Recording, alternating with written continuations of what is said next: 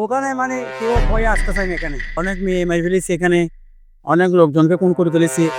তারপরে কোনো সন্ত্রাসী এসে ওখান থেকে আড্ডা মেরে মানে মানুষকে আমি ভয় মেরে ফেলেছি, কোথায় আমরা দেখছি।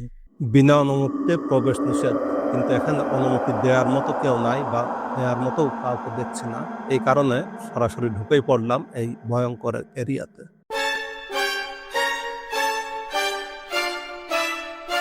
আমি দাঁড়িয়ে আছি কর্ণফুলী ব্রিজের উপরে, কর্ণফুলী নদীর উপর যে ব্রিজ, সেখানে আপনাদের নিয়ে যাব। চিটাগাং এমন এক জায়গায় যেখানে গত 30 বছর ধরে চট্টগ্রামের মানুষের কাছে একমাত্র বড় ধাঁধা হয়ে আছে। আমরা আজ কথা বলবো সিডিএ কর্ণফুলী আবাসিক এলাকা নিয়ে। কেন এখানে গত 30 বছরেও মানুষ বাড়ি করেনি, কেন এটি এখনো জঙ্গলের মতো দেখায়, আর এই জমির দামই বা এখন কত, চলুন সব উত্তর খুঁজি আজকের ব্লগে। এখন দাঁড়িয়ে আছি মজ্জারটেকে ব্রিজ থেকে মাত্র আধা কিলোমিটার দূরে। এটা একটা জমজমাট এলাকা। আজকে ত্রয়োদশ জাতীয় সংসদ নির্বাচন হচ্ছে, এই কারণে দুপুরবেলা ভর দুপুরে কোনো মানুষজন নাই। এখান থেকে মাত্র 3 থেকে 4 মিনিটের হাঁটা পথে সেই আবাসিকটা। ডান দিকে গরুর একটা বিশাল হাট আছে।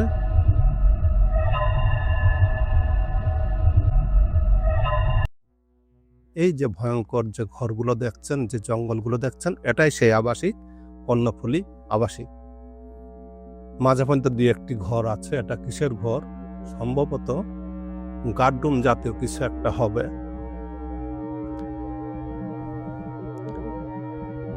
এই জঙ্গল, ঘন জঙ্গল। এখানে দূরে একটা মসজিদ আছে। এই ফাঁকা এলাকায় এখানে মসজিদ কেন, আর এই মসজিদে কারাই বা নামাজ পড়তে আসে, এটাও একটা প্রশ্ন। এই আবাসিকটি তৈরি হয় 1994 সালে প্রায় 51 একর জায়গার উপরে, 519টি প্লট নিয়ে। এলাকাটি পটিয়া আর কর্ণফুলী উপজেলার একেবারে মোহনা। শহর থেকে মাত্র 10-15 মিনিটের দূরত্ব হওয়ার পরও এর এই অবস্থা। কিন্তু এখন এটা অনেকটা নিঝুম জনপদের মতো। এখানে বাড়ি করেনি। এখানকার স্থানীয় মানুষের কাছে একটা কথা প্রচলিত আছে যে বিমানবন্দর কাছে হওয়াতে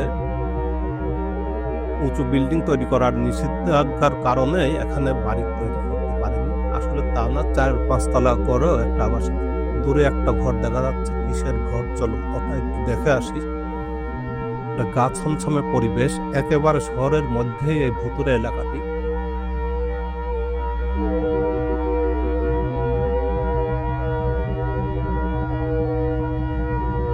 গা ছমছম করছে, কারণ এখানে একেবারে কেউ নেই, কাউকে দেখছি না, শুধুমাত্র আমি নিজেকেই দেখছি, আর কেউ নাই আশেপাশে। একটা ঘর, একটা দরজা মতো আছে, 4টি জানালাও আছে 4 সাইডে। উপরে ছাদ নাই, ভাঙাচোরা দেওয়াল। দেখুন 4 সাইডে জঙ্গল। এখানে কে আসবে বলুন? কাউকে নিয়ে এসে যদি গুম করে দেওয়া যায়, তারপরেও কেউ ঠিক পাবে না। এমনই একটা অবস্থা আছে। ভয়ঙ্কর একটা জায়গা। আমি দিনের বেলায় আসছি, তাতেই আমার এইরকম গা ছমছমে অবস্থা।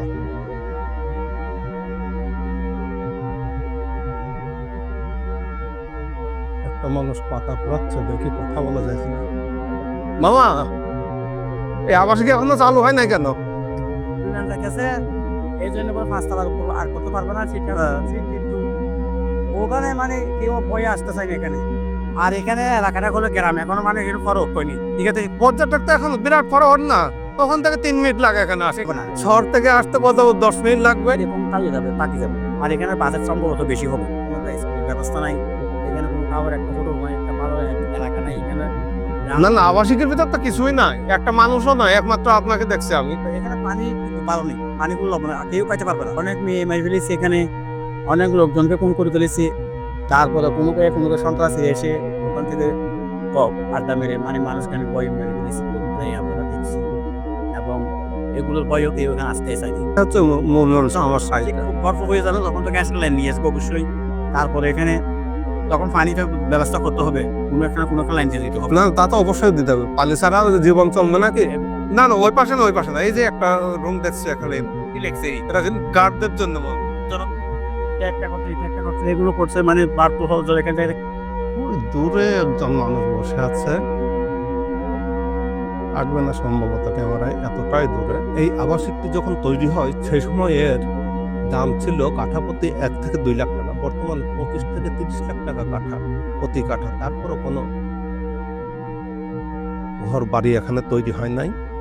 মূলত এর মূল সমস্যা এখানে পানি নাই, গ্যাস নাই, এইসব মৌলিক সুযোগ সুবিধার অভাবে এখানে ঘর বাড়ি কেউ তৈরি করে না। আর এটা ছিল একেবারে জনমানবহীন একটা এলাকা, খুব ভৌতিক এলাকা। দেখছেন এখন এত জনসমাগম থাকার পরেও এটা একটা ভৌতিক নগরী। দেখুন সামনে আরো 2টি ঘর দেখা যাচ্ছে, চলুন কাছে যাই। এখানে কাজের কাজ এটি হয়েছে যে এই যে 30-32 বছর ধরে এই করই গাছগুলো বড় হয়েছে এবং এগুলোই সম্পদ বলা যায় সিডিআর। পুরোপুরি একটা ভৌতিক এরিয়া, গা ছমছম এরিয়া। আমি পুরুষ মানুষ, তবুও ভয় লাগছে। কোনো মেয়ের কোনোভাবেই উচিত না এখানে একা একা আসা।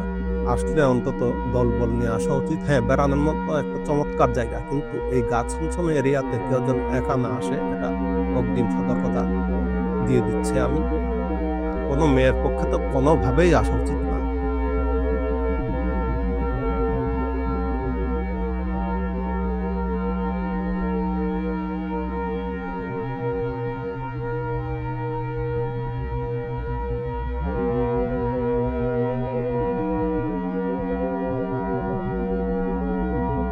কিভাবে মানুষ বাড়ি করবে, করা সম্ভব না।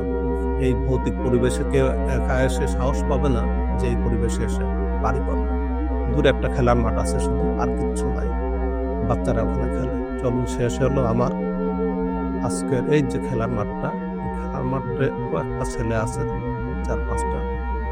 এই মূল গেট থেকে এই মূল রাস্তায়, মেন রাস্তায়, হাইওয়েতে উঠতে আমার লাগবে 5 থেকে 6 সেকেন্ড। আর এই 5-6 সেকেন্ডের দূরত্বে শহরের মধ্যে ভৌতিক নগরীতে আমরা প্রবেশ করেছিলাম, যা দেখালাম এতক্ষণ